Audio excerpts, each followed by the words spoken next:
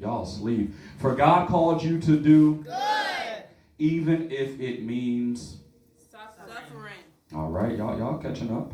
Let's try it again from the top. For God called you to do Good, even if it means suffering. just as Christ suffered for you. He is your example, and you must follow his steps. I'm going to be extremely short on today, and we're going to get to our giveaway on today, amen. But I want to talk about from the simple topic, Christ is our example. If you don't mind, can you indulge me for a moment and turn to your neighbor and say, hey neighbor, Christ is my example. My example. If you don't mind, can you find somebody way across the room and say, hey neighbor?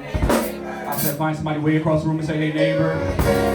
Christ is our example. The word example in the English, it means a pattern or a model. A pattern or a model as something to be imitated. Oftentimes we hate to talk about imitations because everybody wants to be an original, but even the original is made after an example. It's made after a blueprint. And so today Christ comes to remind us that he is our example. In Greek, the same word, it means a writing copy, watch me, including all the letters of the alphabet given to beginners as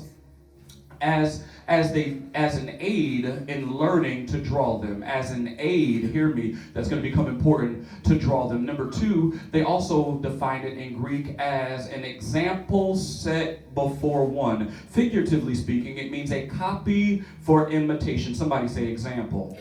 And so I hate to say this on the first Sunday of the new year, but we have to get to the place of imitating the right thing. Y'all not talking. We've been imitating the wrong thing too long, and so that's why we have the results that we have. We've been imitating the hip-hop housewives of Atlanta and other places, but we need to now get to the place of imitating our Lord and Savior Jesus Christ. Christ has died and led a life for an example for us to live. We learned last week, that he did not just come to die, but he also came to show us how to live. And he came to show us how to live to become the example. Everything that he did, everything that he said, he was showing forth himself as an example so that he can allow us to live with power. Oh God, y'all don't like it because you're so used to living beneath the means of Christ. But Christ has come so that you can live a certain type of life, and the only way you can live that life is if you follow the example. I know it's too early to touch your neighbor, but can you touch your neighbor and say, follow the example, follow the example, follow the example. Yeah. And so we have to begin now to follow the example of Christ. And there's two different points that I want to raise today. Last week we talked about following the example of suffering, but this week we want to talk about following the example in loving. I know it's not February, but we want to begin to understand that we must begin to follow the Lord in the midst of our loving. We cannot just pick and choose who we love. I know it gets a little rough. I wish I could.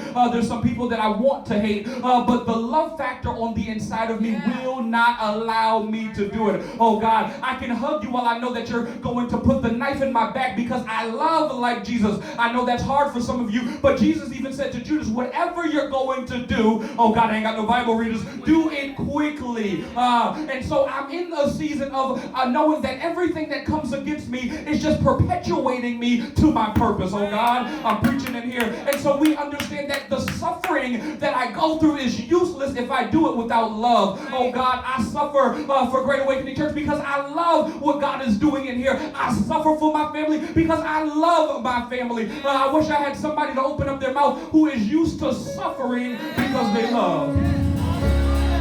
Yeah. And so you have to love.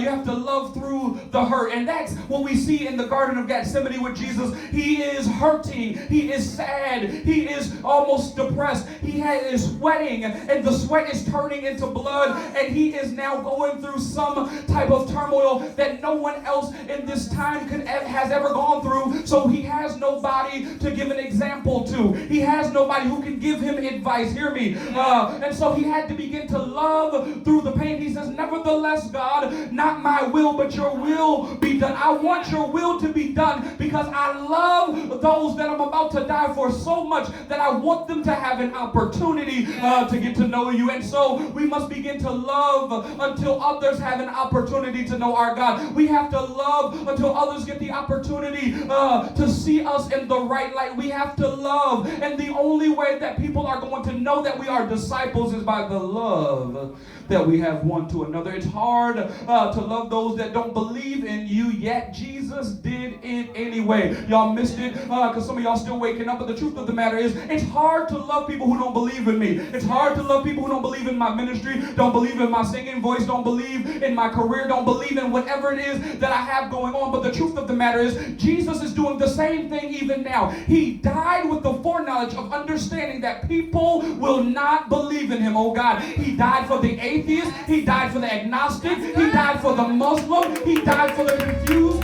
Oh God, he died for the conscious, and he died knowing that they would not believe in him.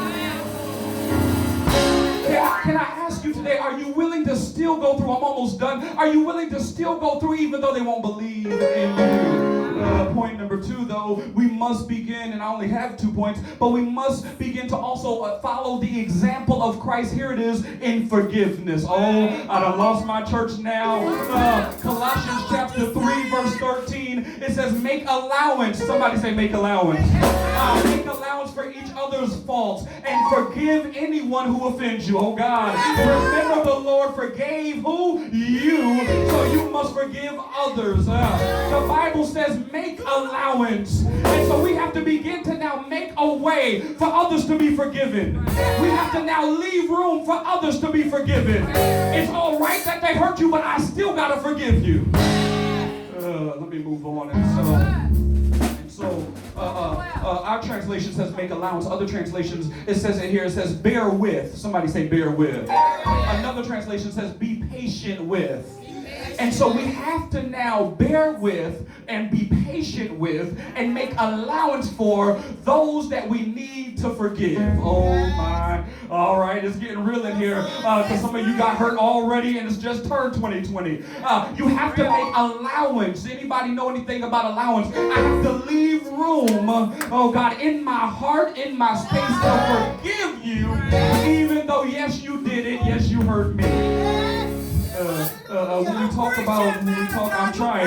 talk about faults, we're talking about complaints that someone else has against you. Oh God, they're complaining about the way you walk, the way you talk, what you do and how you do it. And you have to make sure that even though you hear them talking, you still leave allowance for them to be forgiven. Why? Because God forgave you when you were in your mess too.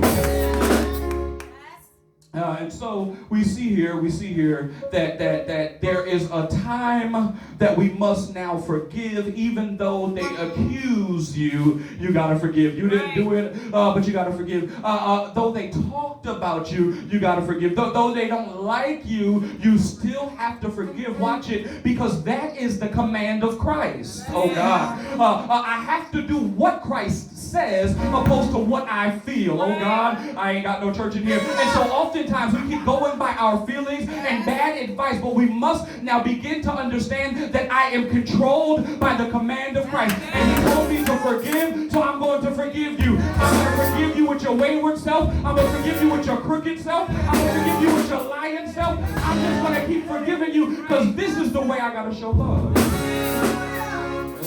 I have already now an example. Christ walked with people. He gave people money. He fed people. And yet in the end, they still did him dirty. Yeah, y'all know me already. They did him dirty, but even in the midst of them, hear me, people of God, in the midst of them doing him dirty, he said something on the cross, Ricky, that I love. He says, forgive them, watch it, because they don't know what they're doing. Oh God, they don't even understand how they're hurting you. They don't even understand that they're being used by a demonic spirit. They don't even understand, oh God, what is in operation in their spirit. They don't even know why they hate you. They don't even know why. Oh my God. And so we have to begin to understand that they don't even know. Somebody say they don't even know. They don't even know. And so in the midst of this, we must now become, hear me, Great Awakening Church, a church with a culture of forgiveness. All right, I'm going to take it here. We have to begin to now be a church with a culture of forgiveness. What are you saying, prophet? We must begin to now allow the church, once again, Vashti, to be the church. We have to become a place where people can tell testimonies and not be judged, oh God. We have to become a place where people can mess up and still serve God. Y'all not talking to me. I know you want them to sit down. I know you don't want them to have the microphone, but we have to become the place where they can serve until they're healed. We have to become the place where they're accepted even though they don't have it all together. I know you still smoke a little and drink a little, but you can come here and we're going to love on you until you get it right. We're going to walk with you until God delivers you. We're going to hold your hand and we won't let you go. Because Christ is our example. It's in definition, in the definition above that I've already given you, that we understand in the Greek that the word example, it meant something given, hear me, and I'm all the way done, as an aid. Something given as an aid. Something given as an aid. Christ has been given to us to aid us, here it is, in loving and forgiveness. Standing to your feet, I'm done, but we have to now accept the aid. Christ is our aid for loving and forgiveness. And when you love right, you'll forgive right. My God. That's a word. When you love right, you don't have a problem forgiving. Right. You can't forgive without loving. What is forgiveness? I said it before and I'll say it again because I think it bears mentioning. Forgiveness is giving up my right to get vengeance. Praise Him! Don't understand. Thank you. Don't understand. Ouch. Forgiveness is me giving up my pleasure of being right and just saying, I forgive you. That's it.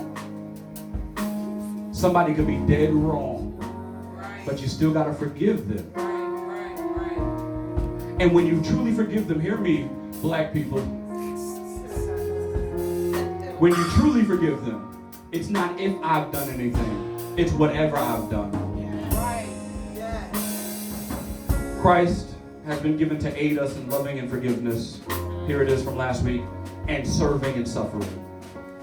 Loving, forgiveness, serving, and suffering. He's been our aid. He's been our example. He's the example that was set before us. However the aid is given, we have to accept it. However the aid is only given so that we can do what the example has shown us. Here it is for those who need a visual. Some of you have children, some of you were children. They used to give us this plastic thing with our ABCs on it.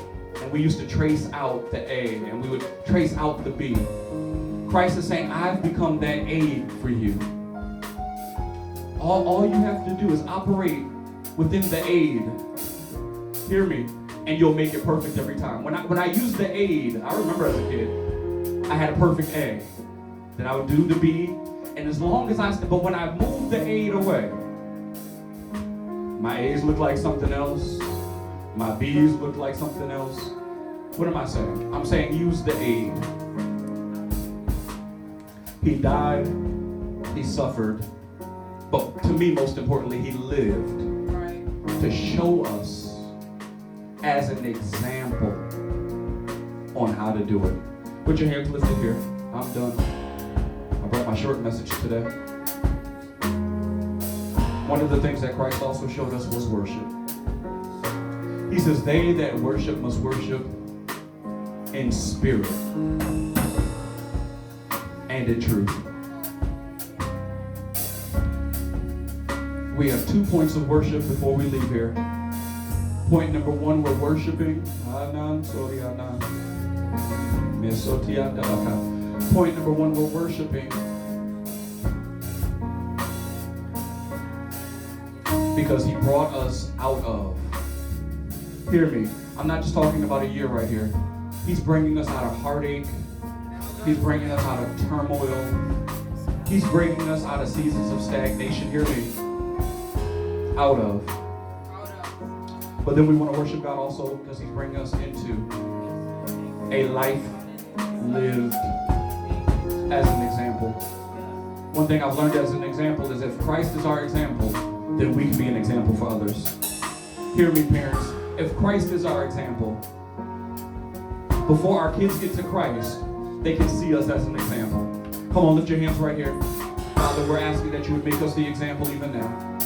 In our homes, in our churches, in our communities. Father, you've given us an example to worship. Father, let our lives be like a drink offering poured out to you. Come on, don't live off of my worship in this moment. Begin to open your mouth.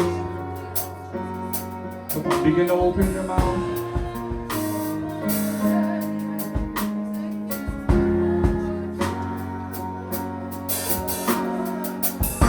Father, we love you, we love you. Father, we love you, we love you. We thank you, Father, for being our example today. We're not worshiping you for anything other than what you've already done. Father, thank you for being our example today. Thank you for being our example today.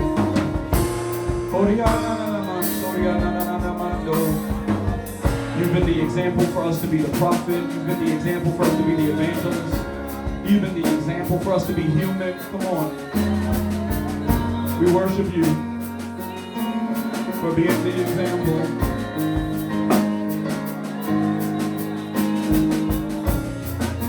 Thank you for being our example.